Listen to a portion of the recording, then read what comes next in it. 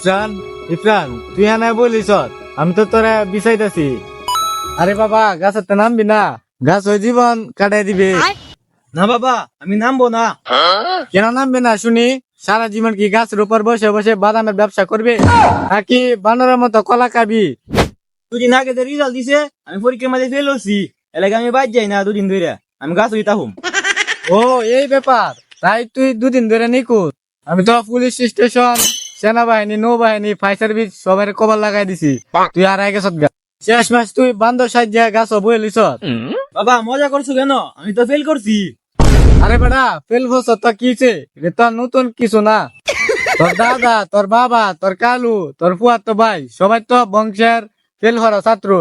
তুই তো এসএসসি পরীক্ষা দিস, আর আমরা বংশের কে তো এসএসসি পরীক্ষা দিতেই পারছে না। সত্যি নাকি বাবা? আরে বাবা, তোর রেজাল্ট দেওয়ার পরে আমি যে কাজটা করছি চাচার সাথে কথা কইছি। চাচা কইলো চিন্তা করিস না করিম, ইফরান তো আমার ছোটবেলার কার্বন কপি। আমিও মিটিকে 3বার ট্রাই করছিলাম। আরে আমি তো ভাবছিলাম তুই সব বিষয় ফেল করছ, পরে দিই তুই এক বিষয় ফেল করছ। এখন নিচে আই, তাড়াতাড়ি আই, পেট ভুক লাগছে। তোর মা বাড়িতে না খাওয়া বন্ধ করে দিছে, নিচে তোর জন্য কাচ্চি বিরিয়ানি অপেক্ষা করতেছে।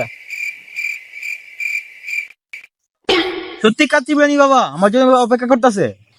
আরে শোন, পরে বা যদি তুই 2 বিষয় পাস করতে রস তোরে মোবাইল কিনে দে। আর যদি বাংলাতে ফেল করিস তাহলে তোরে নজরুল সঙ্গীত শিখানো ক্লাসে ভর্তি করে দিব। চল বাবা এবার জঙ্গল থেকে যা মানুষ হই। আর একটা কথা মনে রাখিস, ফেল করা মানে জীবনে শেষ নয়, কেবল শুরু। পরের বার ফেল করলে আচ্ছা উঠিস না, সুধা বাড়িতে আইস।